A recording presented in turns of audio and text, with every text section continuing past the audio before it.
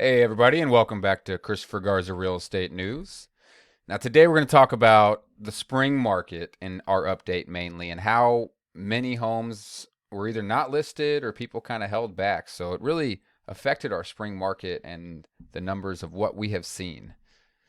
Now, as you can see in this slide here, in this graph here, 350 homes. That's down 28.6% from the market 2 years ago going into that. Now, before we get into a little bit more reports on that as well as the mortgage rates and stuff, if you guys wouldn't mind, like, subscribe, and share. It really does help the algorithm and it gets out really good information to everybody that is in certain neighborhoods. So the certain neighborhoods that I'm talking about are going to be Tukwila, West Seattle, South Seattle, all these highlighted areas that you see right here. It's going to be strictly for those, not all of King County, not all of the Northwest MLS, just those are going to be what these numbers are going to come from. So in the past 3 weeks since I've been doing these videos, as well as since October, we've seen at least for every home that's gone on the market, two have come off the market. Now, in this sense right here, in this week, you see 2.5 have come off the market for every single one that's come off the market. And that's really not that good as far as inventory wise, but as far as selling your home and actually putting it on the market at a well price, what that means is if you do price it properly, you're going to get multiple offers. And that just shows on the numbers right here.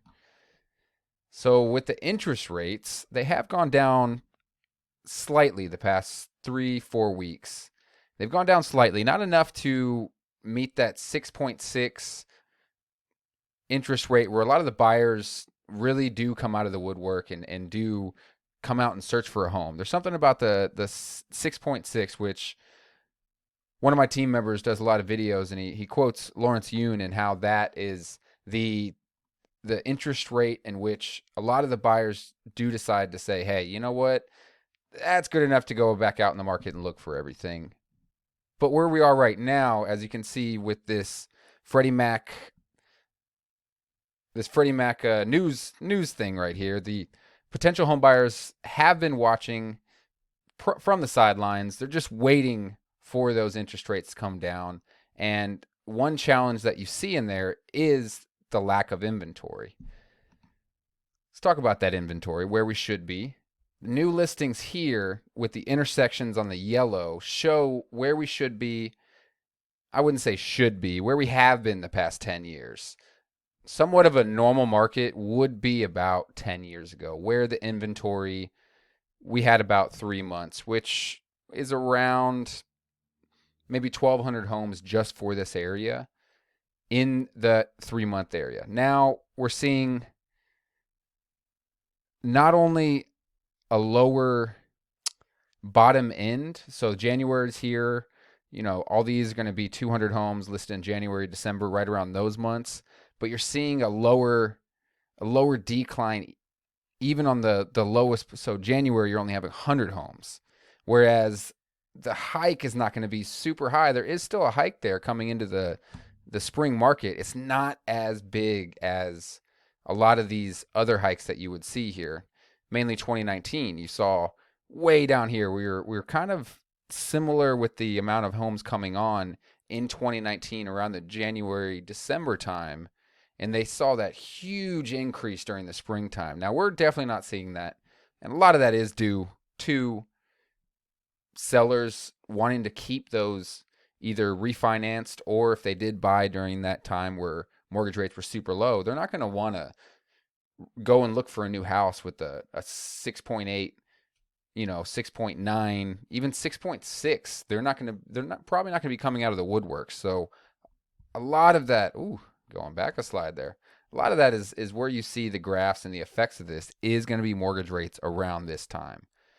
Now, the spring market definitely didn't help bring inventory up.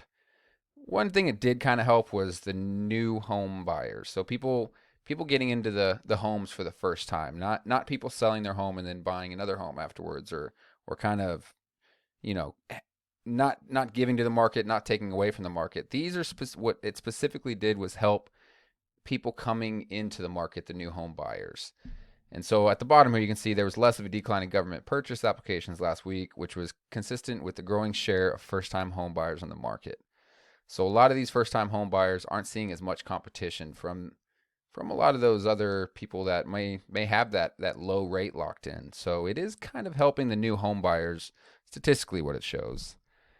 Now, overall applications, it says here, were more than 30% lower than a year ago.